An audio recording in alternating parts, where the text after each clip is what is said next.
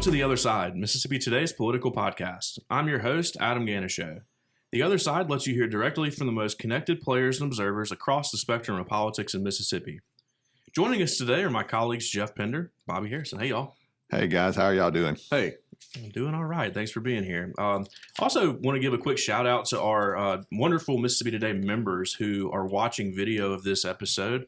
Thank you so much for all y'all do for us and all your support and following along during this crazy 2022 legislative session. So just wanted to do that. And also mention at the beginning of this episode, we solicited questions. So this is going to be a 2022 legislative session recap episode. We solicited questions from readers in the days leading up to our recording of this episode, and we have some fun ones that I think we're going to get to throughout the course of this short little recap episode. So hopefully we're gonna let y'all know that they are reader questions, so we don't get ourselves in trouble. Some of the phrasing might be a little bit more opinionated or whatever. Direct. But that's right. There you go. But anyways, let's jump into this. So I mean. Bobby, I think I remember you telling me just a few days ago that you think that we will be analyzing, breaking down, trying to understand what all happened this session for weeks and months to come. Yeah, so much happened at the end. I remember Speaker Tim Ford used to say that it was easy. Legislative sessions where they didn't have any money, it was easy. Those sessions were easy. They just told agencies they were going to take a 5% cut or whatever, and that was it. But they had an unprecedented amount of money this year, and there were a lot of factors. And it just at the end of the session, there was just an unbelievable amount of money spent. And I think most members had, and Jeff and I have both written about this some, but I think most members had very little say in how that money was spent. It was decided by a small group of legislative leaders, Speaker Gunn, Lieutenant Governor Hostman, and their top lieutenants, and the membership just kind of rubber stamped that, and it was chaotic to see all those bills go through so fast. Yeah, Jeff, you wrote a preview going into this legislative session that it was an analysis. It was very well written, kind of pointed. I mean, it was like setting it all up. They have so much to do this session, and you posed the question: could they possibly finish all of these important, some of them reforms, some of them sort of long-term changes for the state, financial spending, to Bobby's point. You asked if they could do it on time. Last day of the session or the day after, you wrote about this too. It was hilarious. Speaker Philip Gunn had a copy that he had kept of that analysis. After a press conference, pulled me back, and he had a copy of that story. He said, well, here's your list. You wrote it early on. He said, looking at this, how did we do? And I looked, I'm like, you got all but one. He said, that's right. I said, but you didn't finish on time. That's right. They needed a few extra days. Yeah, depending on how you look at it, an extra week or so. Yeah. So it was definitely a historic session by every measure, and y'all were in the building every day during it, helping us understand it. Really appreciate that. But today I kind of want to maybe go through that list, kind of like Speaker Gunn did with you, Jeff. I want to talk with y'all about briefly about the major things that they did accomplish this year, that lawmakers did do in 2022. I want to talk some about the things they didn't do, and then I want to get to some of these reader questions too. So let's jump in. Bobby, you led us off, you set us up this way, talking about the historic spending. I mean, by the time lawmakers left Jackson, they had appropriated more money than they had ever appropriated at one time in the history of Mississippi, as far as we can tell. Oh, yeah. It has to be by far most money they were appropriated. Just the state budget would have set that right. Then you add $1.8 billion in federal American Rescue Plan funds, and, that you're talking about real money, as they say. But it was kind of, and they did it in the midst of also trying to agree on a historic tax cut that, we can debate that for days, whether they needed to be doing tax cuts. But they were intent on doing one, but the speaker was intent on eliminating the income tax. The lieutenant governor did not want to do that. And so it kind of delayed. Part of I think a big issue, and Jeff, you speak on this too, I think a big issue was the fight on the tax cut just delayed the work on the budget that kind of just created this chaotic end of the session.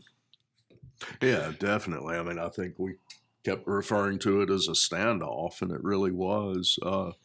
Lieutenant Governor Hoseman, in fact, I spoke with him about it yesterday again, claims that House leaders would not even really meet on the budget during the normal time when that would be taking place, trying to leverage the tax cuts. So yeah, they ended up, behind the 8 ball on getting going on the budget by probably a couple of weeks. Yeah, and that did create, like you said, the just craziness and the tension at the end of the year. But I mean, really, that tax cut fight, to your point, Bobby, was something that created tension all session long. I mean, it started back in January. I mean, it was, House Speaker Philip Gunn wanted to completely eliminate the income tax, which makes up about 1/3 of the state's general fund budget revenue right now.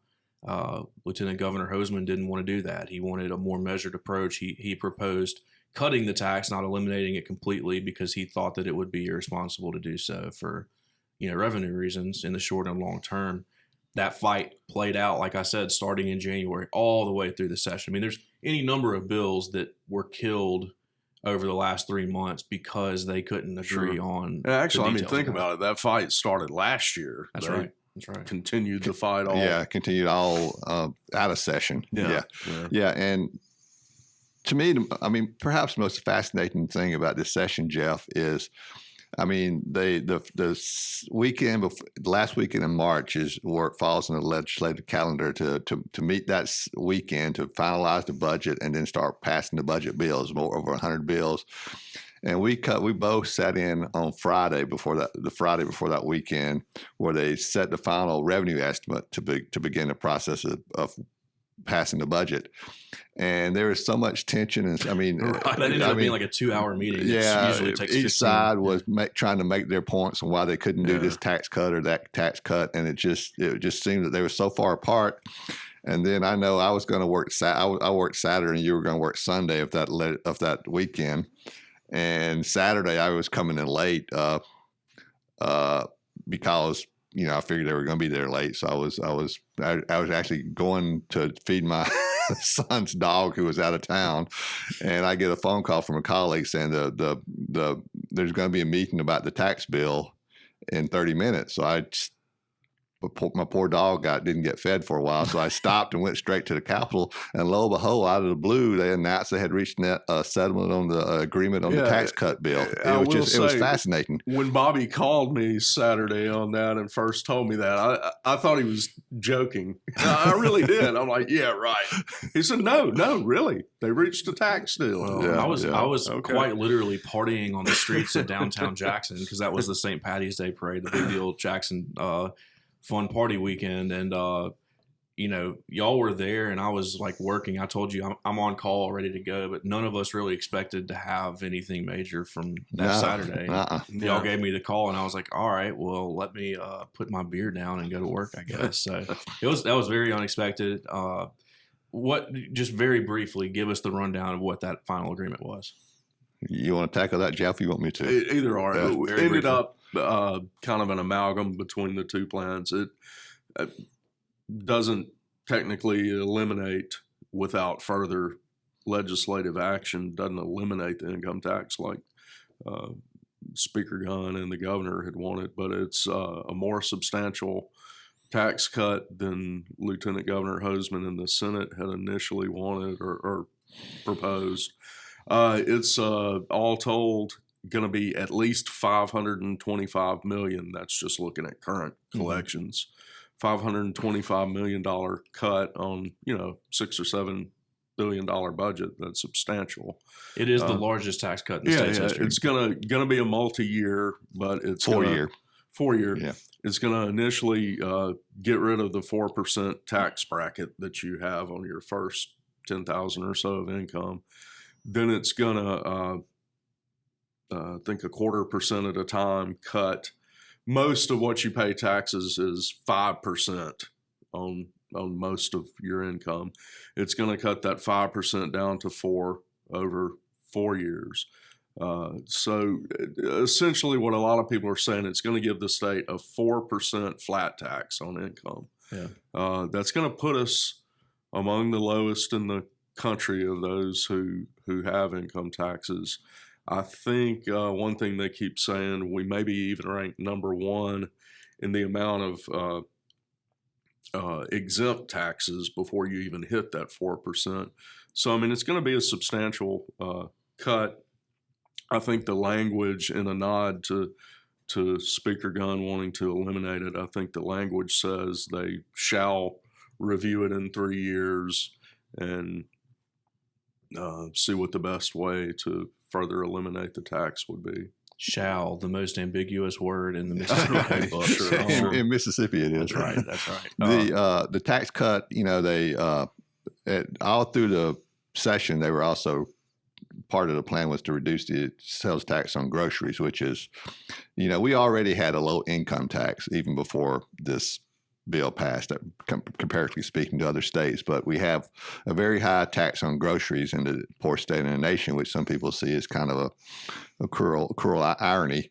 And that proposal got sacrificed in this debate in this agreement. So there's no language to reduce or eliminate the tax on groceries. Highest in the nation tax on groceries. Keep in mind the House's initial proposal would have increased other retail sales taxes. That's right. Yeah. That was a non-starter, really, from Lieutenant Governor and the Governor. I don't think we're too keen on that idea. Yeah, and an ambitious House plan also is going to reduce the cost of car tax by 50%, but that also got sacrificed. I guess the big looming question that everyone has about this tax cut, we have a bunch of other issues that I want to speed through too, but the tax cut was the big issue, I'd say, of the session.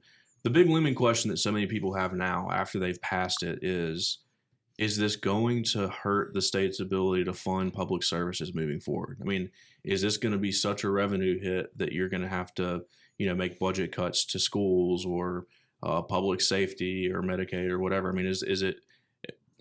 This certainly won't be as big a revenue hit as if they had fully eliminated, as Gunn and Governor Reeves wanted. But does this put us in a tight spot in the short or long term revenue wise? In the short term, I don't think so, because, I mean, again, as we're talking about, this is all coming about because we're seeing some historic revenue numbers. Now, whether that's all just tied to the feds dumping so much money into the economy. Was it like 30 million or something like that? They've said 33 or 35. The Lieutenant Governor says 35. Yeah. So to the state economy from the federal government in the last couple of years. And I mean, look, we're still sitting on what is going to be pretty large surpluses and all. So short term, no, we won't know. Short term, I mean, essentially we've got enough in the bank to cover to write a check for this tax cut, so to speak. Where things get iffy, and I mean, this is just the way it works, economics and state budgets, years down the road, some of the inflationary stuff we're seeing, are we going to enter into a recession? If and when those things happen, if inflation keeps going up, then down the road, we don't know. Yeah. And it's also important to note that, look, under the current budget, with all this revenue, all this surplus revenue, this historic surplus revenue, we underfunded the schools, I want to say about $300 million. $300 million, I think, is what it was. Yeah. And we're doing this at and most budgets were level funded with with some stuff added, some pay raises here and there. But for we're talking about historic inflation for the last couple of decades right now, and schools have. And all state agencies have increased costs for gasoline, for buying supplies, just like everybody else does.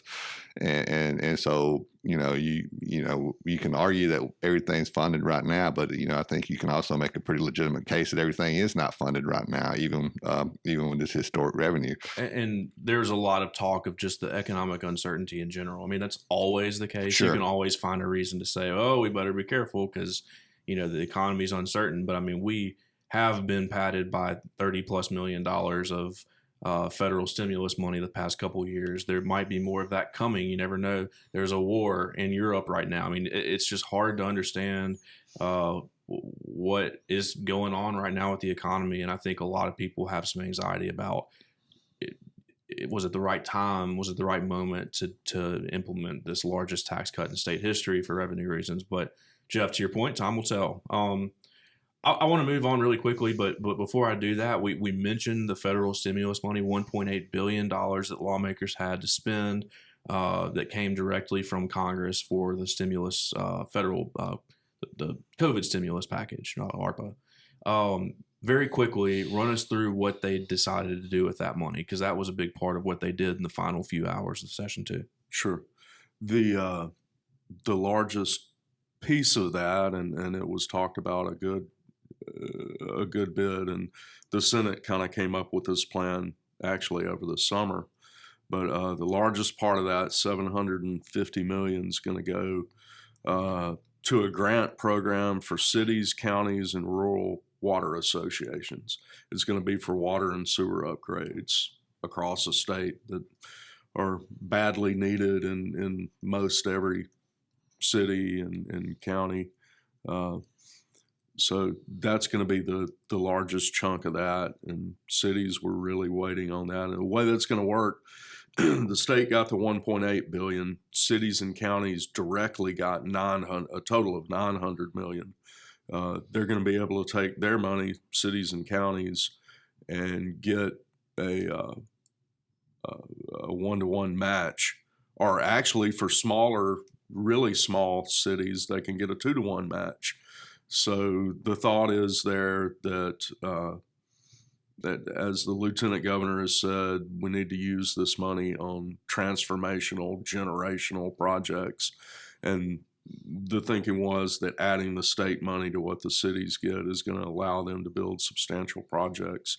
And as some city leaders have told us, a water and sewer project, even a small one, building a water tank or whatever, huge amounts of money. I mean, so the state match is, I think, really going to help cities and counties pull that off to do major projects. Sure. We got a couple questions about the federal spending. We can circle back to that in just a few minutes at the end of the podcast. But I want to run through just these quick other things, the things that they got done this session. And I don't want to spend nearly as much time on as we just did the budget. But here's my quick list. So medical marijuana, of course, that was something that there was a lot of hand-wringing about that going into this session. Of course, in May, or we'll go back all the way to November of 2020 when voters of Mississippi overwhelmingly approved a medical marijuana program.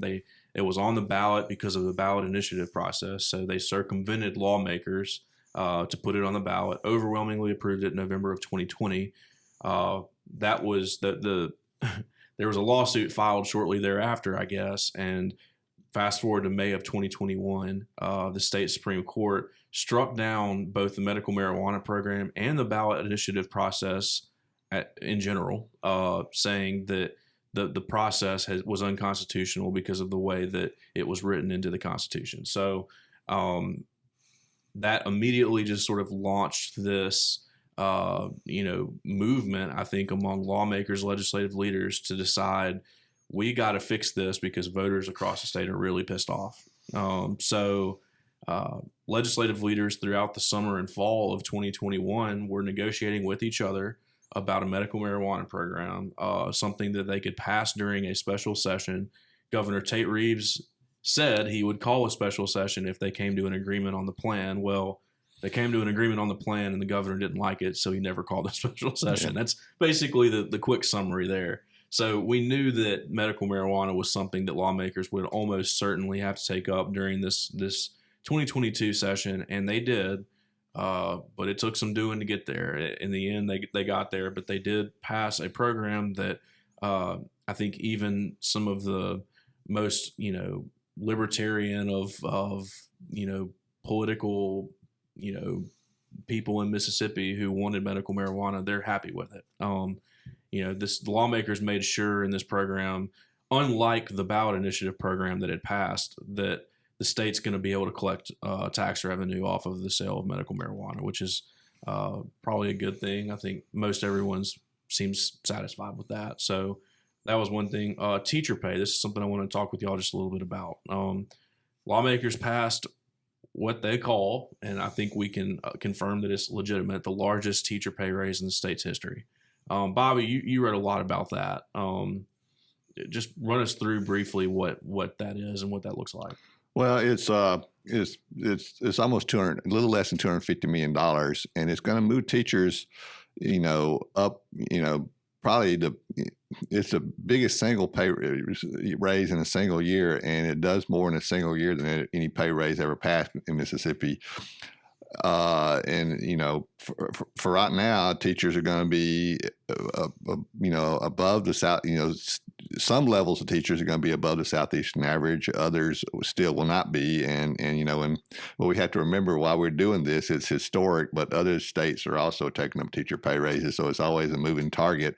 But it was something that needed to be done, and everybody was on board to do it. And so it was just, it was a good day for education and for teachers. We have written, as a newsroom, we've written a lot about teacher pay over the years. I have personally been very critical of lawmakers for not doing enough to address this issue. Lowest average pay in the nation, of any state in the nation, and this was a good bill. I mean, they not only just gave the raises in the short term, but they addressed the structure of teacher pay and the pay scale that will allow them to get paid more the longer they teach. And that's something that really needed to be looked at. Yeah, without getting too far into the weeds, it has incentives. It places incentives in law that for teachers to stay in the profession, because they stay 5 years, they're going to get a bigger raise, and to stay another 5 years, they'll get another big raise. So there's incentives to keep people in the teaching profession. Yeah. Next point, Jeff, this is something that you covered a lot of, equal pay. This was something that Mississippi was the only state in the country that did not have a law on the books that guaranteed that women would be paid equal to men for the same work. What happened? Because this is a little bit interesting. We can now say we have a law on the books. Now, whether we can say that law will guarantee equal pay based on sex, it remains to be seen. Actually, some of the most ardent supporters, advocacy groups that were pushing for this equal pay legislation, actually at the end were pushing for this to be vetoed. Yeah. They think that it actually makes it worse, makes the pay gap worse. The bill ended up containing a couple of interesting things. One would appear to codify into state law that businesses can use, if a woman was historically paid less, they can use that as justification to continue to pay her less, which is the opposite, I think, of what a lot of people wanted to see with this bill. It also allows them to use whether a woman has a continuum of work compared to a man. Well, a lot of women have to take maternity leave, or they're caregivers in a lot of cases. And from the way this bill reads, again, an employer could sort of use that. And so, yeah, a lot of people that otherwise supported equal pay, as I said, in the end, were actually calling for the governor to veto this. Sure.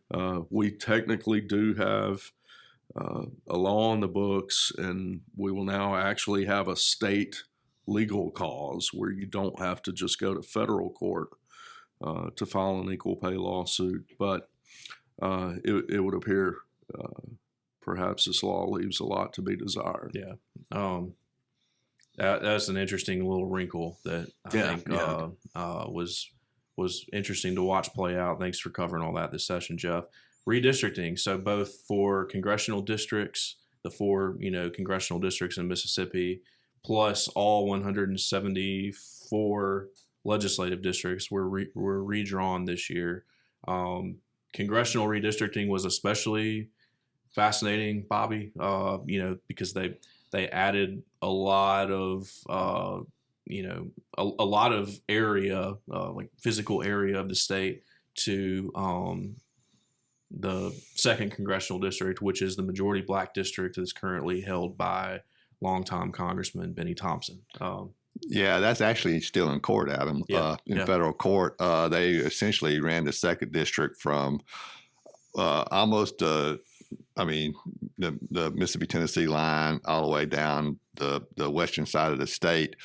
Thompson and other groups wanted to concentrate more of the district in Hinds County. Right now, he has a portion of Hinds County. He wanted the district to take in all of Hinds County and a small portion of Madison. His district had to grow because it lost population. Right. The others did not lose population, but he wanted it to grow in Hinds and Madison counties, and it's in court right now. The argument is that if they had drawn it that way, it would have created another district where minority population, primarily African American population, would also have an influence, not maybe an ability to elect a congressman, but more of an influence.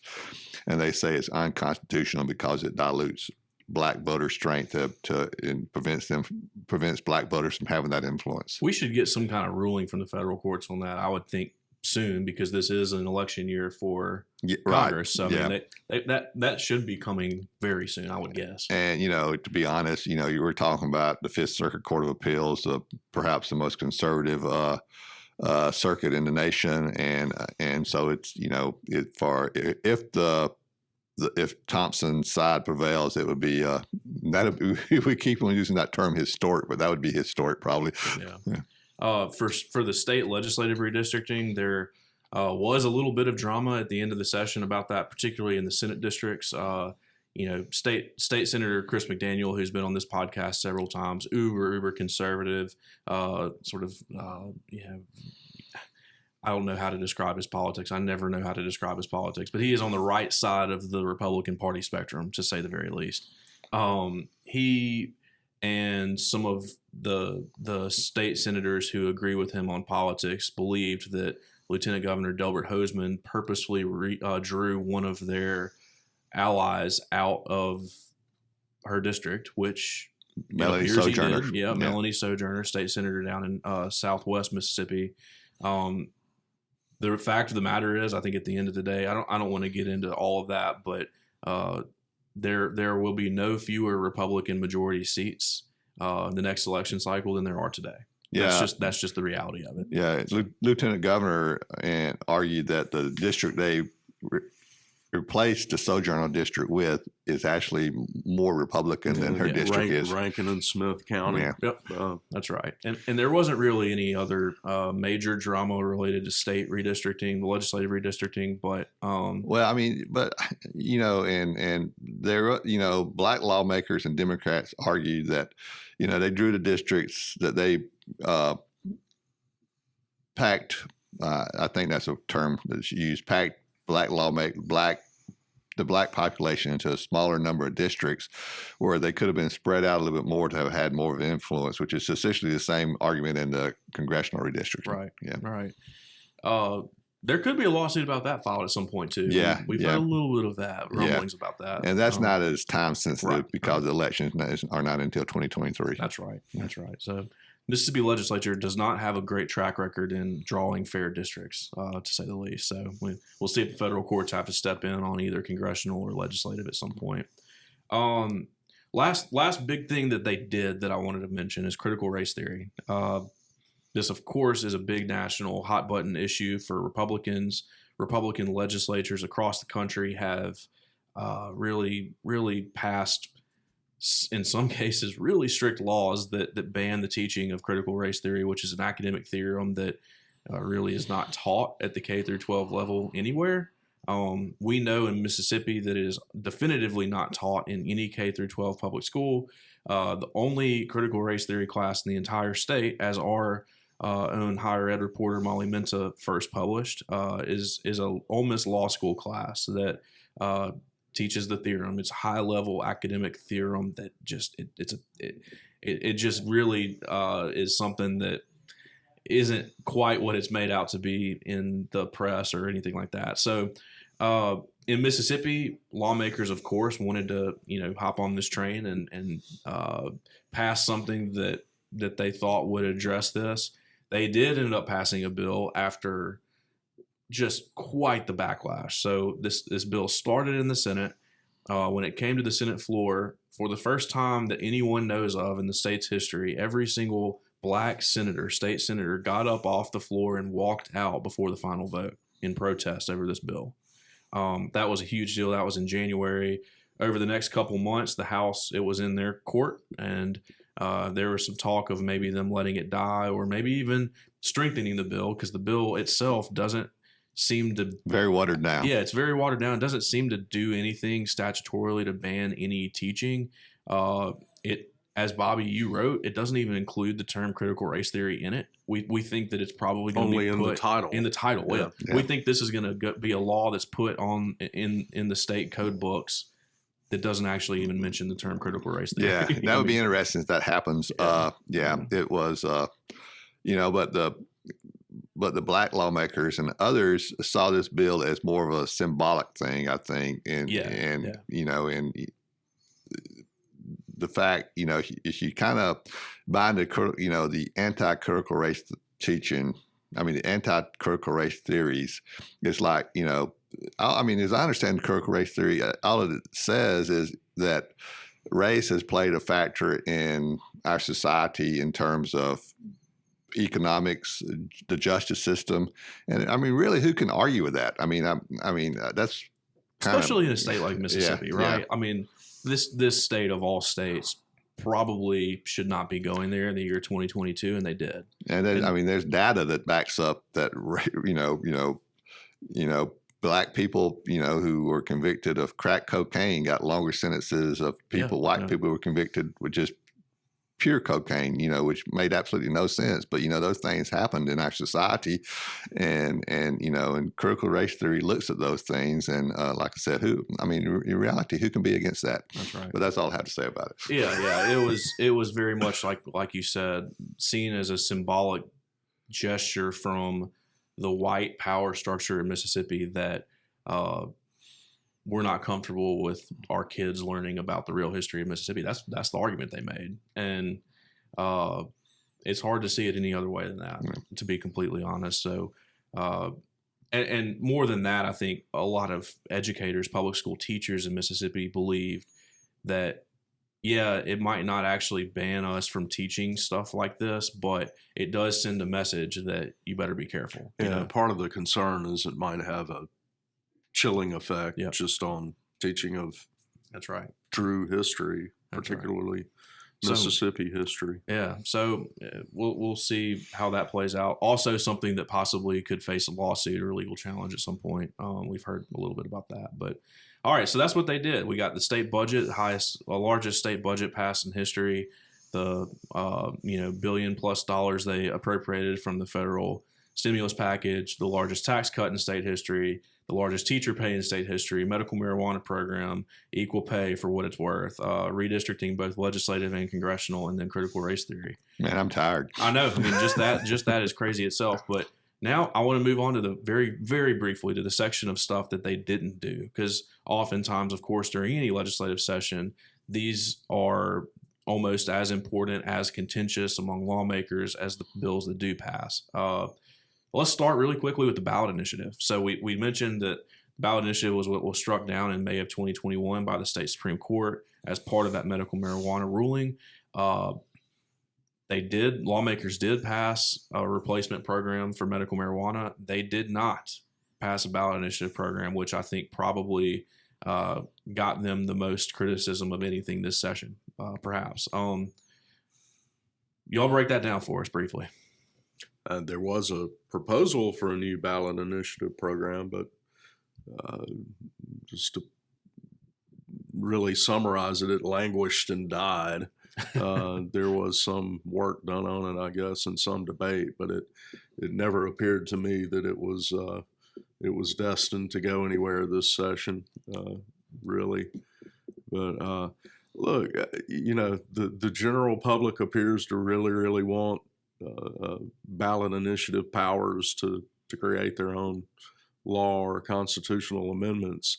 It appears the legislature is not real keen about giving up that power to them. Yeah. So, well, to be precise, it passed the House and it passed the Senate, and then late in the process, when we were taking up really hundreds of budget bills, a couple of senators, really one senator and lieutenant governor, said just out of the blue, we should more than double the required number of signatures to place an issue on the ballot, and that was a non-starter with the House, and they said they'd rather let it die than and try to take it up again in the 2023 session. But it just, I mean, I wrote a analysis on how one person can impact the legislative process, and this was a perfect example of that. There was no vote on increasing the number of signatures to place the issue on the ballot. It was just one senator saying this is what we're going to do, and he controlled the bill, so that was it died. Yeah. Like I said, I think this is probably the issue that most Mississippians are most upset that they didn't address. I mean, it's hard to really gauge that, but looking at emails and social media feeds, that seems to be a thing. One of the I told y'all we solicited questions before we recorded this episode, and one of the questions we got was, I'm going to read this word for word because I think this sums up the attitude of a lot of people. How can the people elected to serve the people have the audacity to not figure out the voter referendum? I mean, that's what it is I think a lot of Mississippi voters feel like they lost some of the only power that they truly have when the state Supreme Court struck down the ballot initiative last year, and lawmakers, Jeff, to your point, aren't too keen on giving that power back to them because it does take power away from the lawmakers themselves. So they're going to have to address that. I think politically there's no way they can avoid this long term, but we'll see. I think that this is something that has a lot of grassroots support, as we saw last summer after the Supreme Court ruling, that people can get together, organize, and really be loud and stern about forcing their lawmakers' hand on this. So that's going to be something to watch for sure. Yeah, don't you think if they don't reinstate it during the 2023 session, it would be a campaign issue later that year? Oh, for sure. Yeah, for huge, sure. yeah. Huge issue. Yeah. Another thing they didn't do this session, this was another big one, postpartum Medicaid extension. So Mississippi had in place a program, as every other state did, that basically offered healthcare coverage for poor women who either were pregnant or had just, postpartum, so just had given birth, up to, I think, 6 or 12 months after they gave birth? 12 months. 12 months after they gave birth, healthcare coverage, no matter what they could afford or not. Mississippi, it's a big deal in Mississippi because we have the highest infant mortality rate. We have, so many outcomes for new mothers that are really. If I'm recalling correctly, we're talking about 60% of births in Mississippi are covered. More than half of births in Mississippi are not covered. They can't afford insurance themselves. So they would have been covered, or they have been covered under this program. It's a federal program, but states have to buy into it basically. And Mississippi this year is not buying into it. They decided to not re-up or not extend the program. And that means that, in theory, all these women and their babies are going to be a lot worse off health-wise. Sure. What happened was the Senate passed it, I believe, overwhelmingly. It was not unanimously, of course, but overwhelmingly. Two years in a row. Yeah, 2 years in a row. And this year, Speaker Gunn killed it. It was, it didn't make it out of a House committee. Once it got to the House side of the building, we asked Speaker Gunn about it, and he said that he likened this to a form of Medicaid expansion, and he didn't think that it was right. He frequently, at least earlier on in the session, his response was, we have requested guidance from the Division of Medicaid on whether this would be expansion, and they have not responded, and they have not told us this would not be Medicaid expansion. It was a little bit hard to follow. He also told us he had not heard from anyone about the very negative outcomes and effects of not expanding this or extending this coverage. And we wrote about our community health team, Kate Royals, Isabel Taft, wrote about how he actually had heard directly from physicians and others about that. Not only that, I mean, look, it's no secret and it's not new. Mississippi has third world levels of infant mortality, mothers having issues or dying. I mean, again, worst in the nation typically. That's not new. And this is one of those things you can pay a little up front or pay a lot down the road when you have chronic illness, when you have, emergency room, uncompensated care. So anyway, those are not new issues, and it would be hard to understand how he could not be aware of those issues. Yeah, under the past couple of years, we've had 12 months of coverage, as all the nation has, because it was kind of mandated through the federal COVID legislation. But we're going to revert back, I guess, now to the way it was before, which after a woman gives birth, a poor woman after birth, she remains on Medicaid for, is it 6 weeks or 9 weeks? Yeah, or it's very little. Very it's short nothing period of time. close to the 12 months that was guaranteed. There is some talk about the feds stepping in and helping alleviate this problem again, but that's not a sure thing, so we'll have to watch that closely. Just generally speaking, another thing that didn't happen this session, Medicaid expansion broadly, that really did not ever have any momentum. There was never any serious talk of it. That's pretty standard, but just did want to mention that. Back to the ballot initiative, had that not been struck down, that would have been a key issue this legislative session. Some major lobbies had backed and financially bought into and it gotten that it ballot started. initiative. Ballot initiative. The ballot initiative would probably be on the ballot this November had most likely had the initiative not been struck down. That's right. I mean, I think that can't be overstated. That's right. Yeah. So that's definitely a big deal. Early voting and felony suffrage. So two kind of voting rights efforts that, again, talking about the ballot initiative, early voting was another ballot initiative that had already started and was in the works when the state Supreme Court struck it down last summer. That's something that a lot of lawmakers, I think even some Republicans, are open to early voting, but it never really had any legs or movement this year. And felony suffrage, Mississippi has the highest number of individuals who can't vote based on old Jim Crow constitutional provisions that bar you from voting if you've ever been convicted of a felony. Bobby, there was a little bit of movement from House Republican leaders on that this session, but it died. Yeah, well, legislation is pending before the governor that would clarify. I mean, it's a very small step to clarify if you have a crime that is eligible for expungement, which is not a lot of crimes, but it's some crimes in the state. If your crime is expunged, then you're supposed to get your right to vote back also. But otherwise, the only way to get your right to vote back in Mississippi primarily is to go through the legislature, have a legislature to introduce a bill, get 2/3 of each chamber to vote for that bill, which is a very cumbersome and very hard process.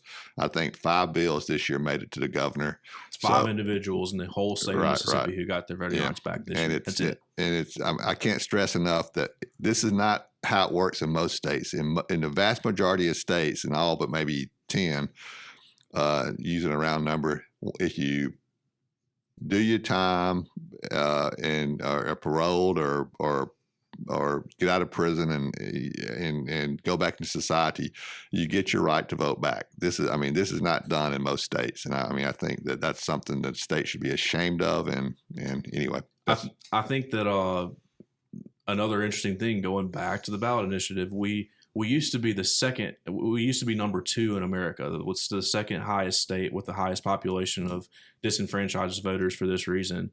It used to be Florida, and it's no longer Florida because 4 years ago, they passed a ballot initiative in Florida that changed this law completely, and it overwhelmingly passed. Republican and Democratic support overwhelmingly passed on the ballot, and now they are nowhere near the top 5. They're certainly not ahead of us anymore. We are number 1 in terms of the number of people disenfranchised for previous felony convictions, and this is a subject of a federal lawsuit too, or actually a couple. Right. So we'll see what happens with that. That's right.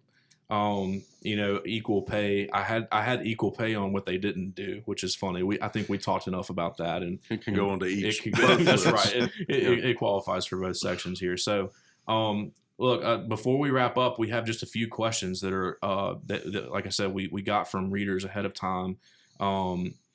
Some of these are interesting. There's a couple that I definitely want to ask y'all, and we can talk a little bit about it, and then we'll wrap up. This is a really interesting one that the three of us have talked about on this podcast and have written plenty about for months now. But this is a question from a reader. How did Speaker Gunn use or not use this legislative session to his advantage in preparing for a run for governor? So, of course, as we have reported, as we broke, Speaker Gunn is actively considering and talking with politicos and donors about running for governor next year against Tate Reeves. Governor Reeves and Speaker Gunn do not like each other. That's no secret at all. They have basically said as much publicly. He's still, the speaker is still, as we've heard recently, is still actively talking about this in political circles. And, I wrote several times about how this legislative session really might have been his last chance to separate himself in some way from Governor Reeves. Jeff, you have any thoughts on this? Any looking back on the last 3 months? Look, the speaker has since last year had a singular focus, eliminating income tax, and I don't know how many times, Bobby, have we heard him say he wants to put more money back into your pocket? I've heard that many times. And look, if you're gonna run in a Mississippi primary for governor, there are far worse issues to be affiliated with. And I am positioning himself as the income tax elimination guy. That's not a terrible thing. Look, as far as whether he's going to run and where he stands now, it's 50-50 on everyone I talk with. I don't know where that stands or where he stands with that. Maybe we'll know more with the session ending. But Jeff, do you think he knows himself right now? I really don't. I think he's been testing the waters. I don't think he's perhaps pulled the trigger, so to speak, either way on that. I don't think he's made that call yet. Yeah. I wrote that, again, if he wanted to differentiate himself, separate himself some from Tate Reeves, he would have to have a big legislative session. I mean, the thing, as you just said, Jeff, that he's been focused on so much, he's called it the political issue of his career, the income tax cut. There were times during the past 3 months of this session where he wasn't seeming to make any progress, especially with Senate Republicans, on getting them to co-sign his plan to eliminate the income tax. And he paired himself directly with Tate Reeves 2 or 3 different times, which surprised a lot of people, certainly me. So effectively in that way, there was no separation from Tate Reeves this past session. But I think at the end of the day, what was passed, the compromise income tax cut plan, had nothing to do with Tate Reeves. I mean, it was Philip Gunn and Delbert Hosemann and their leaders getting together and saying, this is what we can agree to. I think probably next year, we're talking about it. We all remember it right now, but 18 months from now, come election time, I guess it'll be, a little less than that for a primary, but will voters remember that? And Gunn will get to say, I'm the one who actually made this tax cut happen, and so who knows what that looks like. And, any guesses on when he would have to announce a campaign if he was going to do it? Conventional wisdom would probably be October-ish at the latest. So gubernatorial primaries are August of 2023, right? I believe that's right. So, this coming August would be 1 year out. Yeah. End of July, early August is always in the Neshoba County Fair. That would be right at 1 year. Yeah. We've seen that. Plenty of politicians have used the fair to announce statewide campaigns before, but one issue to consider there, we've talked about it, is as long as he's speaker, he can fundraise from the same people that Tate Reeves might typically ask for money from and say, I'm just fundraising for my speaker's account. Yeah, he has he can wait a little longer Yeah. than most people think. Justice Waller waited too long. Yeah. Yeah. But Justice Waller had nothing set up. The speaker has a sort of an apparatus set up. Yeah. The minute he announces his run for governor, every potential donor is going to have to decide right then, if I write you a check, that means that Tate Reeves is going to see it, and he might not be happy about that. So it becomes fundraising becomes a different ballgame as soon as the speaker announces one way or another. But we'll keep an eye on that. As to the question here about using this legislative session, I'm not sure. I think that he didn't hurt himself any. I don't think, at least for a Republican primary. Now, No. if you want to talk about voters outside of the Republican primary, we could talk about that all day. But that's not really what's at stake here, I wouldn't say. So, all right, another question. Do you think the three leaders of the Republican Party, Governor Reeves, Lieutenant Governor Hosemann, Speaker Gunn, will ever be able to get on the same page? And if not, why? To tackle maybe the why first, the Republican Party has, it's grown, it's encompassed. The Big Tent Party, right? It's the Big Ten in Mississippi. And when that happens, you're not going to be as ideologically combined or aligned, I should say. So, that would be the why, that, the Republican Party in Mississippi has become all encompassing, and they, not necessarily going to agree on a lot of even major issues. As to whether it will happen, doesn't appear so right now, and probably not before the next election cycle. In fact, it would probably, the crystal ball that you would probably say it's going to get worse before it gets better. Yeah, I mean, Lieutenant Governor Hosemann, he was asked a similar question in the end of the session press conference, and he said, it's democracy. I mean, people, this process is set up for people to disagree. That's a key part of the process. And if you look at the disagreements, I mean, like, they were fighting about how much to cut the income tax. If the House was still in Democratic control, they'd probably be fighting over, whether to have an income tax cut or not. So it's kind of a, it sometimes fascinates me why, there's disagreements, but the disagreements are in some instances are minor or are not as wide as the disagreements that occurred in previous sessions when there was two parties and the Democrats still had some control, but yet the disagreements are minor, yet they just seem to just really take up the whole session sometimes. That's the fascinating thing to me. Like, they didn't have a major disagreement on the budget, yet they had to extend the session to pass the budget. Yeah. I wrote 2 weeks ago about the factions of the Mississippi Republican Party, Jeff, what you were just saying. Lieutenant Governor Delbert Hosemann would be the leader in my mind of the faction that I call the moderate faction, so that he's as close to center politics and policy-wise as you could get in most cases.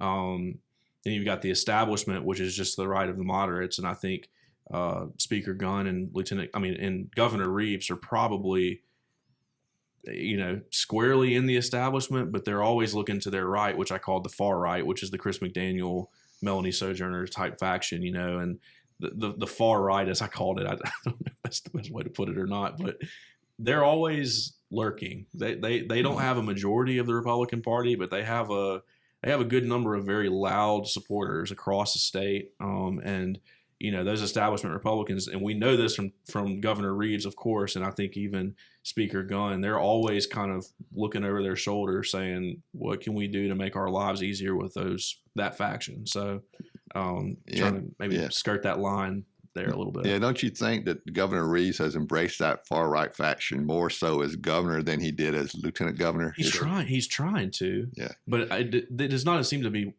to be working with that faction. I mean, you go to any Facebook post that Governor Reeves makes, and you see loud supporters of the far, what I'm calling the far right faction. They do not like the guy. They just don't like him. He and Chris McDaniel are a lot tighter now than they were when when right. Governor Reeves was lieutenant governor and presiding over Chris McDaniel. That's right. Is that fair to say? That's right. Yeah. Well, one last question here, and we're going to roll. What's the best way to make legislators hear what Mississippians actually want? That's part one. I think probably all of our answer to that would be vote.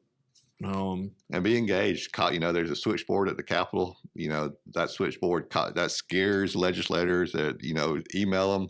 That scares them too. I got a call last week. These are part-time citizen lawmakers. They live where you live. Yeah, that's right. Go see them. Hunt them down. Go see them. I got a call last week from a state senator saying, I really wish y'all wouldn't have printed that quote of mine because I'm getting calls left and right from people in my district. Who was that? Can you say or you can't say? He didn't say it was off the record. That was, what's his name, Jeff? I'm drawing a blank. The quote was the redheaded stepchild. Yeah, but, Chuck Younger from Columbus is who that was. He Republican. He called me, Jeff, you wrote a story and quoted him saying that lawmakers should have gotten a pay raise as statewide officials should have. And he said, I feel like we're talking about lawmakers. I feel like we're the redheaded stepchild in the room or whatever the quote was. And he got several calls from constituents just, blasting him for that quote. And he called me and he was like, man, I wish y'all wouldn't have run that quote. So they think about it. They get upset about it. Y'all call them. I mean, that's how they hear you. And he wasn't calling just to talk to me about it. He was upset about it. So he's hearing that criticism. And then second part of that question, last question here: when will we see the federal money put into action, real change in communities getting funds? We talked about the ARPA spending this year and the local match. When will that happen? Look, relatively quickly. The ARPA spending has some deadlines now, relatively. It's not going to be overnight, and it's a huge amount of money. And these are projects that are going to take a lot of engineering and planning. But, I mean, you'll be seeing this pretty quickly. They've essentially, the money can go out now after passage of this bill. So within the next year, you'll be seeing projects getting rolling all across the state. Sure. And that's water probably and sewer particularly.